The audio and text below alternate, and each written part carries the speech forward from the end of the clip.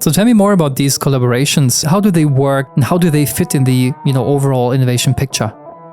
What we have done, sorry. Oh, say hi to the cat. She just has to be here. Oh, no problem. Yeah, now the cat has become also a guest in the podcast. Doesn't matter. Innovation Rockstars. Innovation Rockstars. In this episode, we welcome Justyna Baber, Innovation Community Leader from the world-renowned Swedish furniture store, IKEA. Hi and welcome back to Innovation Rockstars. Today is a very special edition because it's so hot in Germany. I brought a cup of ice cubes filled with some water. But anyways, I'm really excited to welcome Justyna to the Innovation Rockstars episode today. Justyna is Innovation Community Leader for Retail Innovation at IKEA. I'm calling in from South Holland today, and she leads the Center of Excellence, in collaboration, encouraging internal and also external collaboration. Thank you very much for joining us. It's a pleasure having you. I'm really excited to talk about some of your most interesting findings. Hi, Chris. It's really, really nice to be here today. Yeah, thanks. And as always, we do start straight away with a short 60 seconds introduction sprint. The idea of the sprint is that we'll have a clock ticking in the background. And we'll try to take about around 60 seconds to introduce, yourself, your career, your current role. So let's do this for the next 60 seconds. The virtual stage is all yours. Let's go. Well, I have a background in consumer and market insights. This has been my profession for many years. Before joining the client side, I've been working for an agency, so I've been seeing the two perspectives. I've also been having a teaching period at the University of Applied Science, which I loved. And I think this is a bit what I'm carrying on to my current role as well, with the work with students. And then 8 years ago, I joined IKEA in the role of the consumer market insight. And after a few years, I moved to the innovation team. And this is me. In the innovation team today, I lead the community, the innovation community, as well as the collaboration center of expertise. Very professional. So now to get you to know just a little better, I do have 3 sentence starters for you. So I will start the sentences and I would like you to ask to complete those sentences. So let's see what you make out of it. Number 1 goes like this. To stay inspired and informed in the, which we know it is, ever-informing landscape of retail innovation, So I actually think we shouldn't split retail innovation from all other kinds of innovation. We should look at it quite holistically, and this is what I do. And I really believe in having those two lenses, the micro lens, to have the good understanding of the world and what's happening, with the macro trends and how might they influence us. And on the other hand, to simply be very much tuned in with people, with, as we call them at IKEA, with the many people, with the consumers and customers, to see how do they react to all these big changes. And then, of course, you have somewhere there, maybe on the side, maybe in parallel, you also see what's happening, what the competition is doing, what other companies are doing. But this is basically a very complex picture, I think, to be following. Yeah, so a very comprehensive approach. Okay, understood. Okay, sentence number 2. So in your perspective, of course, a common misconception about fostering external academic collaborations at a global brand like IKEA is? I have the impression that perhaps in global corporations, the value of hearing those external voices, of having these voices included in perhaps even decision-making processes, is not quite appreciated. Maybe not fully. It is complex. Of course, it takes control away, the full control away from the company, because if you have the counterparts, you are not alone then. And the value that it brings perhaps is not seen every time fully. Interesting. Maybe we can discuss later why this might be the case. So I'll take a mental note. And then number 3, finally, one thing that people might find surprising about innovation at IKEA is what? I think just how much there is going on all across the IKEA universe. Not many people know that, and this is my favorite fun fact to introduce IKEA with. IKEA is actually a franchise system. It's organized in a franchise system, which means that there is many organizations that operate under the brand of IKEA. We have the franchisor organization. This is where I belong. We have our 12 franchisees who operate the retail operations. We also work closely with a design and research studio called Space 10, based in Copenhagen. They are entirely dedicated to IKEA. So in this, if you think about it, there's 12 franchisees. There is a retail innovation on the franchisor side. There is product innovation on the franchisor side. There's a lot of innovation and development initiatives going on, which makes the whole picture very, very interesting. Yeah. This makes it certainly not as easy as it was maybe fully centralized, right? Absolutely. So let's talk about this, and that's maybe also the reason why what inspired the creation of the IKEA Innovation Community, which we'll be talking in a minute. But let's take one step back first and talk a little bit about IKEA's distinct culture. I guess it's rooted in its Swedish origins, right? So we have very specific values, influences. How do they influence innovation processes and also collaboration within IKEA? Yeah, so indeed, with the Swedish roots and the Swedish of the very distinct IKEA culture, IKEA is a very collaborative organization as such. The structures are flat. The communication lines are short. You can go and approach anyone. There is no hierarchies. So that makes the collaboration already much more possible than in other places. And it's a culture, IKEA culture is born from retail operations where there's pace, there is the willingness to act, there is the non-nonsense attitude, which I think is very important, and also then helping the collaboration efforts. The values, IKEA has really strong values. One of them is the togetherness. The coming together to solve problems. Again, coming from maybe quite tough environments when it comes to retail, and that togetherness also, of course, helps in collaboration efforts. And then there's innovation.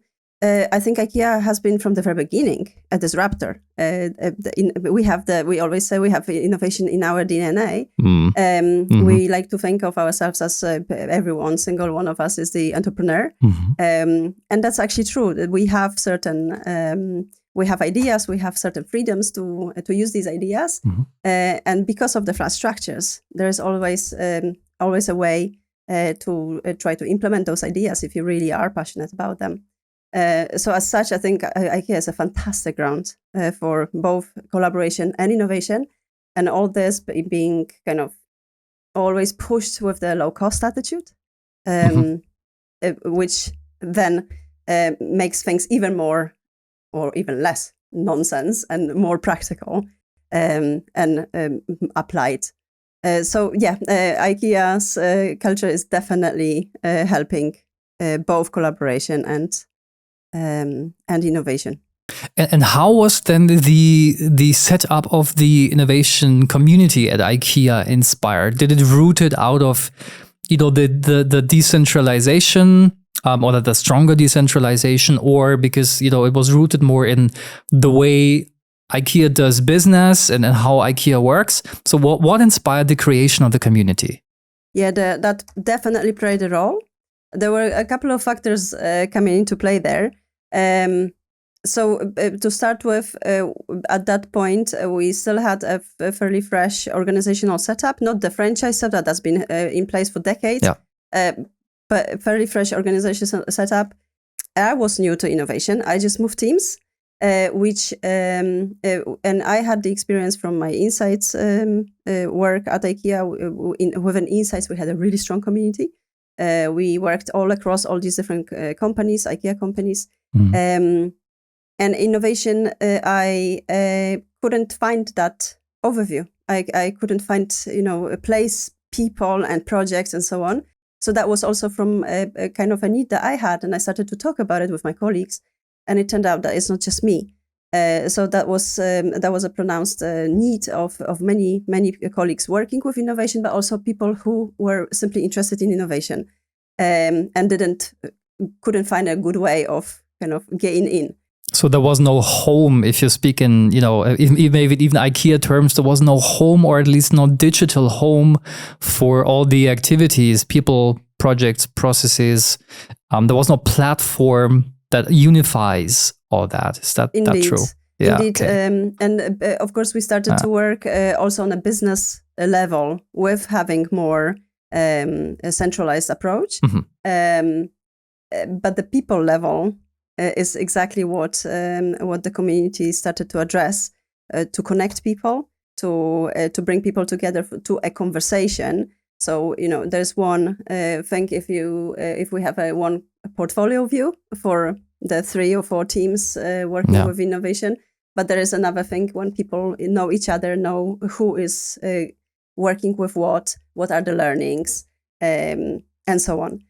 So that was basically the role of eventually the role of the community. Yeah. Okay, that makes sense. So tell me more about the start. So how was it rolled out? Probably gradually. How was it established? And maybe you can also talk about some of the initial challenges in actually setting it up.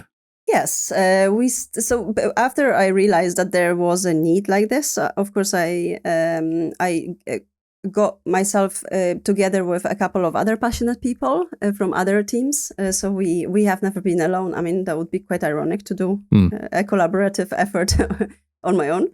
So there was always a small working group working with this topic. And I think it was, in a way, looking at it retrospectively, that was quite a standard design process, I suppose, that we have followed. Sure. I don't think I've seen it at that time, but we have been talking a lot to the people around us. We've been talking a lot to the senior management. What do they think? And step by step, we had brainstormed and we had started to formulate, what is the value proposition of this thing we are doing? What does that even, how is this going to benefit both the community, the people, but also the business? So it kind of brings the benefits from both perspectives. Who is it for? Who are the stakeholders? Who are the users? What are we going to do? What does that even mean to have a community? A community is quite an intangible thing. When do we know that there was no community and then there is a moment there is a community? What marks the start of it? So these were some of the how are we going to communicate? What are going to be our channels? Do we need a separate platform? So a lot of design considerations actually that went there into play. And when we were ready, because we had ongoing conversations also with the senior management, the buy-in was pretty much there, the sponsorship was there, and of course that helps a lot. And then we began with an event. We started with a kickoff, a get-together as we called it.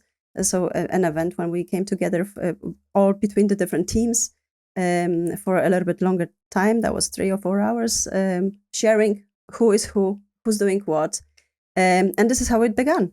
So okay, and what about at least some of the challenges? Because okay, understood. I mean, starting with the impact in mind, with the value in mind, with benefits in mind. Sure, that's a very strong way to start this off. Instead of just experimenting and seeing what happens, that is great. But maybe was everybody just convinced from day one, like, yeah, super, let's just do it, and then bring a total a very high amount of value to the people, or have there also been some naysayers or some initial challenges? And if so, tell me more about them. I would really say that I don't recall challenges. It might sound maybe even over positive, but it's really true I think that was exactly the right time and the right place to launch an initiative like this. Were there naysayers? Maybe some people perhaps were a bit unsure. But we definitely had a green light from most people, and people were excited. People really thought that this is something that they need. And on top of it, we did take that experimental approach. Indeed, we didn't really know. We didn't have a long-term plan. We never anything like that has never been done at least in our part of IKEA.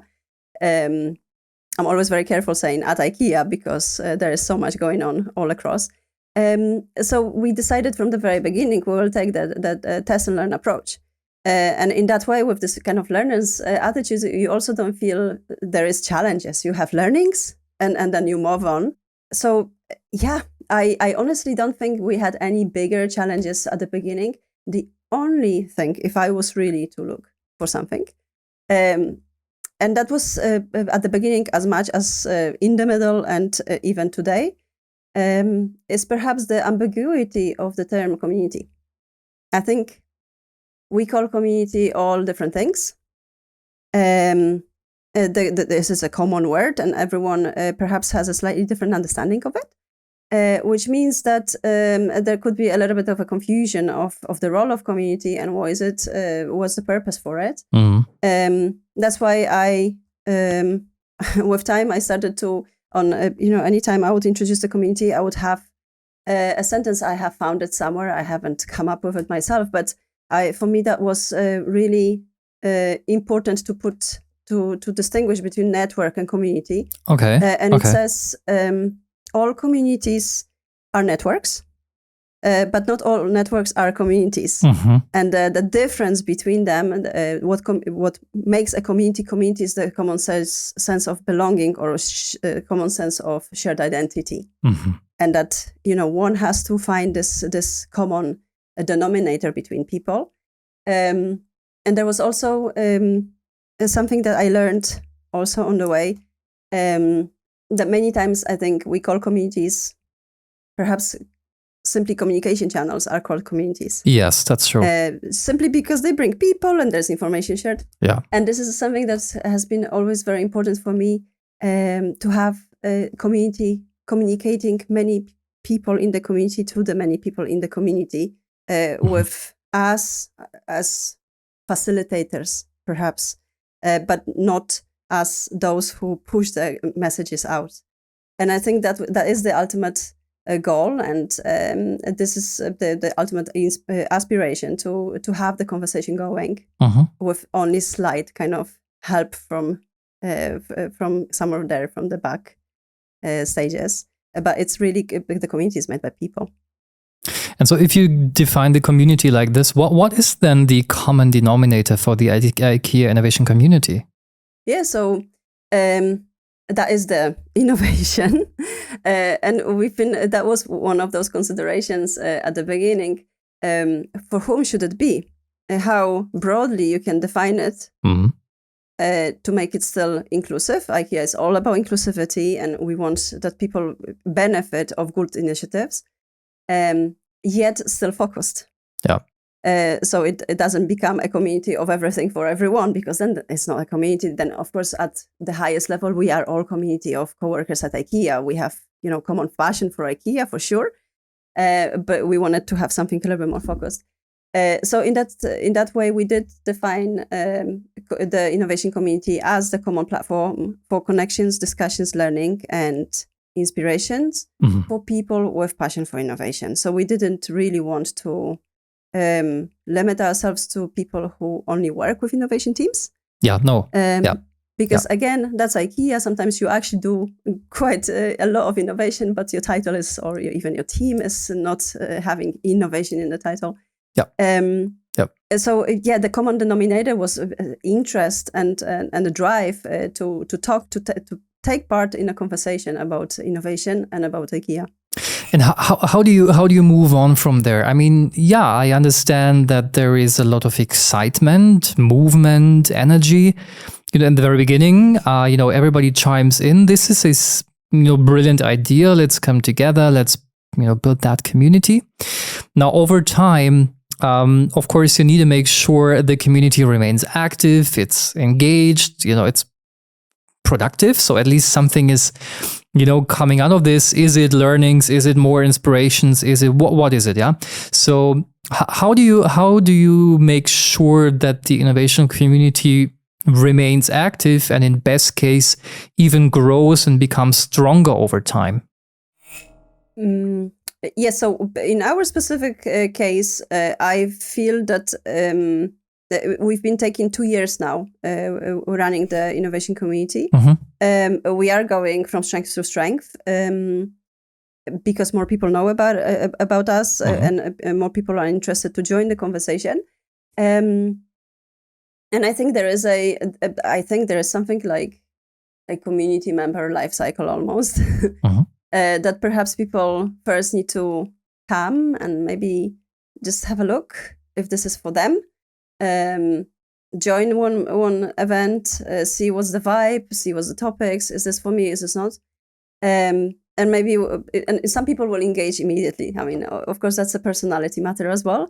But some people need a little bit more time, and perhaps then they engage if they are being given the space, if they feel safe.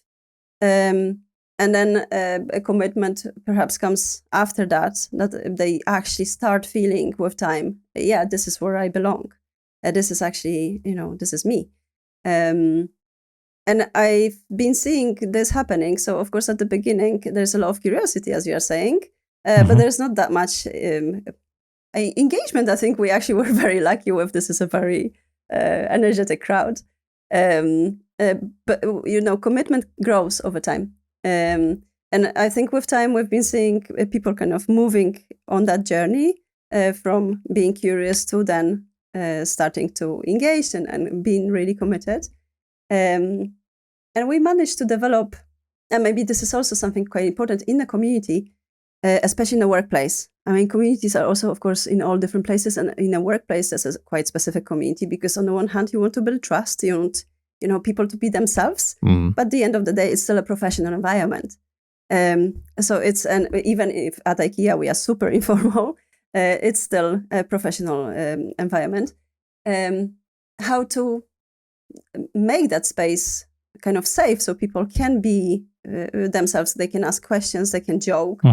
And somehow with time, we did manage to do that with certain level of, I guess, of informality. With authenticity, I suppose, of people, presenters especially. We started to have really good conversations during our meetups. We meet every month to talk about a project or an initiative. And at the beginning, it was kind of formal. It was quite quiet in the chat. Sure, yeah. Back then, I was also trying. That was that was my learning. After each presentation, we would split into breakout rooms so we can discuss in smaller kind of groups. That didn't work at all. That was my learning. That was too forced. That was not natural enough, and people didn't like it. So we stopped that, and instead we would stay all of us in the main room, but with an open conversation. So sometimes people would chime in, simply opening their mic and speaking. And many times they would comment in the comments, and that would be buzzing. There would be so much energy and fun and a bit of banter. And, and then you start really feeling that this is working. This is what that group of people needs. This is what that group of people finds fun and interesting and useful, of course. And then they start to contribute even more. So it's also a self-perpetuating. The better people feel, of course, the more they want to invest. It's the ongoing dialogue with people at all different, in all different places, all different levels, with all different roles. Because as I said, we didn't limit ourselves to people who only work with innovation. So it's also interesting to hear, if you don't work with innovation, how do you see this? What do you need? What would you like to see? So that ongoing dialogue and kind of always being connected to the people you work with.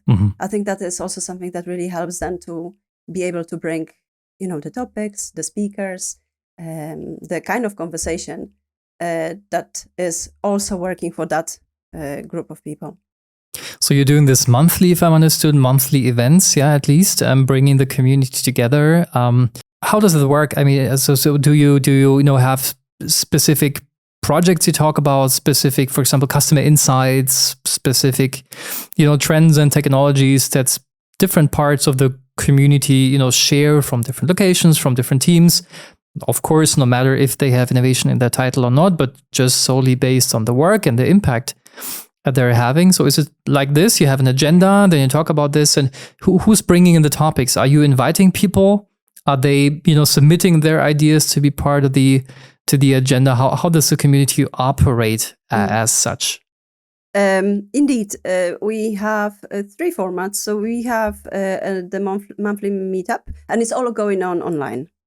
This is also a design consideration, you might think, simply because it's much more inclusive. With a global organization, we wanted to be able to keep connecting with our friends in Asia, for example. I mean, otherwise, we would need to, if that was in person, we would need to, unfortunately, exclude some people.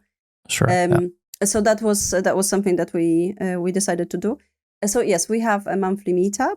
When this is for mostly, I think 99% so far we've been doing with internal guests, introducing initiatives, introducing projects, or introducing big reports. So of course we have a very strong connection to our insights team. And then if there was something that they wanted to share, they always have a stage with us, and there's always interest in of course in that kind of content. Yeah. So that's the monthly meetups. Then so far in the almost 2 years, we have done 3 get-togethers. This is the longer format. Understood. Okay, that's good. Yeah. And on top of it, we have a Teams channel. We decided not to go for any dedicated platform. Collaboration, I mean, we work sure. with Teams. Yeah. This is tempting at the beginning to have a whole shiny new digital enabler. But because of that kind of test and try attitude, we said, okay, let's just start small and let's see what happens. And then we did learn that this is the most convenient. People don't switch between the channels. That we would need to produce a lot of content all the time to make people log in. Yeah. And Teams is just there for everyone. So that works really well. And we also have, of course, our hub on the intranet where one can find all the content. So yeah, this is how we operate today. I mean, it might be changing soon because again, it's always about trying something new, seeing what works, what doesn't, and sometimes the most unexpected things work, which is great. But that's why it's really important to keep kind of going and not stagnate, keep it fresh. And is there any, specific project or an initiative that was born out of that community, or some new type of collaboration that has had a great impact on, operations, customers, or something that you can share? So the goal of the community is not to innovate. Mm-hmm. It is to, it's an enabler also on our bigger kind of innovation landscape picture. It's defined as an enabler. Mm-hmm. An enabler that makes it easier for people to connect, to share, to learn. And I think in those 3 goals of learning, sharing, connecting between, that's definitely where I could say with a lot of confidence that we are hitting those goals. However, indirectly, I'm pretty sure today, tomorrow, in a year's time, there is also influence on the actual, implemented innovations that then face the customer, because people connected, because people shared. Maybe there was ideas coming out, but that is not such a direct link today. Yeah, sure. Okay. But that gives a very good picture and overview of that community. I do have some more questions about the ecosystem, but before we move forward, let's play a quick game, Justyna. This is a super simple game, super fast. This is how it works, right? So I will ask a question, and the trick is that I need you to answer super fast. Speed is key, so don't think for too long. Just shoot. And if we need to discuss, we can discuss. That's the idea. It's called rapid fire round. And number 1, what is the most innovative piece of furniture you've seen so far? So I cannot forget, I'm an 80s child. So in my parents' home, we had this bed that would turn into the desk. Oh, yeah. And it was funny because we weren't even in a small space, but somehow that was what there was. And I thinking about today, seeing those innovations coming in, we also have a line now, quite new, coming with those multi-functional furniture. That was quite an innovation in 1980s, I suppose. Yeah, it was. That's a classic by now. I agree. Okay, number 2. If you had to choose between a traditional store or a digital showroom, which one would you choose and why? Both. I think... that's cheating. Omnichannel. Omnichannel is the answer. I think perhaps we need to rethink the role of the traditional store, but for sure it's not one or the other. Yeah. Okay. And then the last one that might have happened to quite a few people across the globe. I don't know, but did you ever get lost in an IKEA store? Yeah, so I've heard this joke once that this is a rite of passage. I mean, you cannot be the real IKEA lover if you have not gotten lost and found in the IKEA store. Well, if you find them one day, that's fine. Yeah. So I agree. Okay, fair. Well, I think I got lost once in an IKEA, but that's many years ago, actually. And it's really easy to find out and then to get somewhere else, right? So not too big of a deal. Okay, I agree. And I guess you get better with time, right? Because you get better with time. You just start through getting the kitchen area, then the bedroom area, and finally there is some light somewhere, like natural daylight. So you're gonna find it. That's fair. Okay, now let's talk a little bit about the ecosystem, the external engagements. Also, I'm interested because you've built quite an impressive external ecosystem for innovation. And why is it important for IKEA? I mean, okay, you have a great internal community, right? You have this big community, and that's even international, multinational. So why even collaborating with external entities and especially academic institutions? I think it's quite a simple answer. We can't solve today's challenges on our own. And this is true for any company, I suppose. The world is too complex and the issues are too systemic to try to solve them within the confines of one organization. Yeah. So tell me more about these collaborations. With whom can make a few examples, and how do they work? How do they look like? What value do they bring? And how do they fit in the overall innovation picture?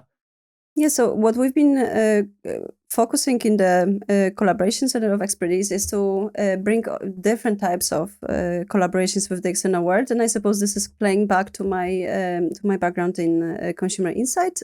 I am used to bringing the external voice into the decision making, because this is basically what you do if you are working in insight, and I think it's even more important to have that with an innovation, whether this is in the scope of kind of finding out about the world, or brainstorming, or then hopefully also developing solutions, not in isolation. What we have done. Sorry. Oh, say hi to the cat. No problem. Yeah, now the cat has become also a guest in the podcast. Doesn't matter. Can you make an example of a project? Are you allowed to share something? I think we have been sharing also more broadly on LinkedIn. Is perhaps just off the top of my head the two last initiatives that were concerned with this big program called Store of Tomorrow, where we are looking at the Store of Tomorrow, and there we invited. There's several streams, and it's a complex program. We have been working both with the Technical University in Delft, with the students, the design students, and with Hyper Island in Sweden. Essentially, the types of collaborations here were actually quite similar. It was inviting students to develop ideas together, to ideate. how it looked, it was different. It was very interesting to see different processes. But in the end, it was about having the external ideas coming in. And it's not so much. This is something that I think is quite important to understand. Doing these kind of collaborations, of course, it takes time and effort on both sides. And it will probably not result in the next groundbreaking idea. I think this is something that is really important to understand from the beginning, that the learning and the value is in the process of interacting with students, of seeing the ways, of thinking of the young people, of what they prioritize, what they find interesting, what they find exciting. And there's always some fresh twist. What I really also like working with students is they are not political.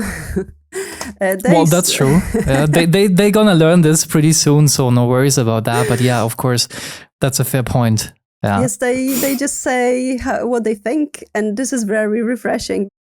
Well, of course, that's fair to say. So, okay, that's the benefits for IKEA. Now, what's in for the students? How do you ensure the benefits are mutually realized on both sides?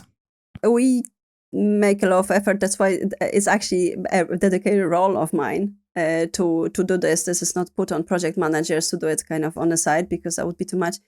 To make sure that there is a value. So we work very closely, of course, with the teachers or with the lecturers, with the program managers at the universities, making sure that students have an optimal learning experience, but also fun. I think that's also very important, that they find working with us simply enriching and also nice, that we give them the good impression that they can also learn from us during the sessions, in the prep of the sessions, because you will see very quickly the differences in the thinking, perhaps in the academia and in business. And I think it's a really nice, again, mutual check that things can be done differently. That's it. Yeah. Is there anything like a certificate, like students get you're now an IKEA Innovation Practitioner Associate, something like that? I got to know students like certificates. That's part of why they study. Just asking. We have done that last time with Hyper Island. Indeed, we didn't think about it. For us, that was completely a blind spot. But the program manager from Hyper Island said they would love to have something tangible that they have a little bit on paper. Yeah, cool. So there were certificates issued after that, and there's awards normally of one sort or another, and we make it playful. Because you're right. Some people love to have things on paper. I totally agree. Not everybody needs it, but there is a cohort. So okay. I agree. Makes sense. Cool. Yeah, that's actually pretty nice, because I guess there is a lot in for the students as well to really see how organizations actually work from the inside.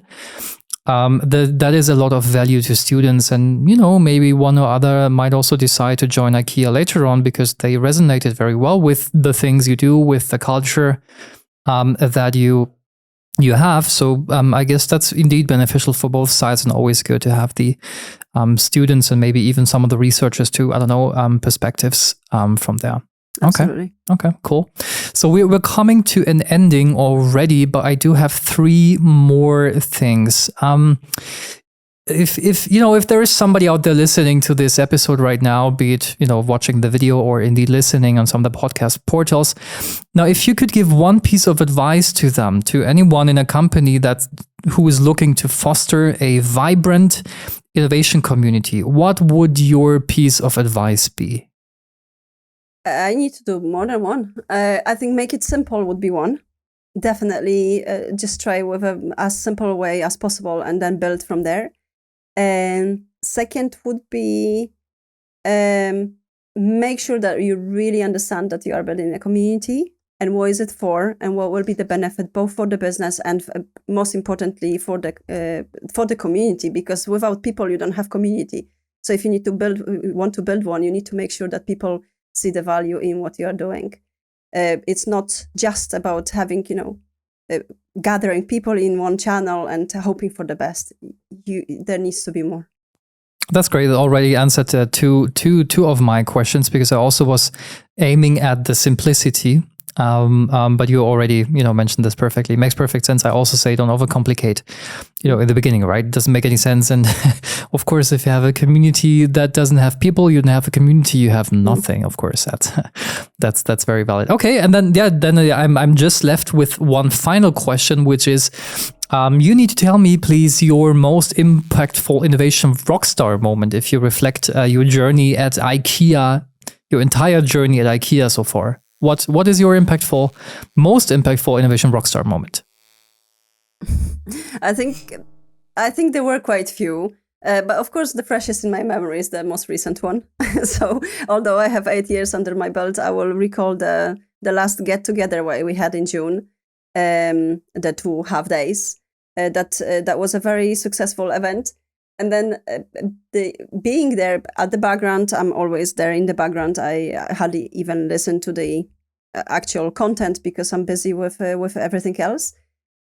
Seeing the energy in the chat, seeing how many people turned up, seeing people's appreciation, the questions, the energy, it's just this moment of thinking, we are doing something really useful. It's got impact, and we are actually doing it pretty well. And that's your rockstar moment. All right. Thank you. Thank you very much for sharing this. Sounds awesome. And that's it already, Justyna, for this episode. I know there is much more to share, but we'll only have limited time in one episode. So thanks for sharing the journey, the insights, the learnings, and also some of the recommendations you can give. It was a pleasure to listen to you. Thanks for being on the show. Thank you very much, Chris. It was a pleasure. All right. And then to everybody listening or watching, if you want to learn more, then, or, have any question, then simply, shoot us an email at info@innovationrockstars.show. If not, enjoy all the other episodes on any major podcast, distributors you can get. That's it from Innovation Rockstars for this one. See you soon. Thanks. Bye-bye.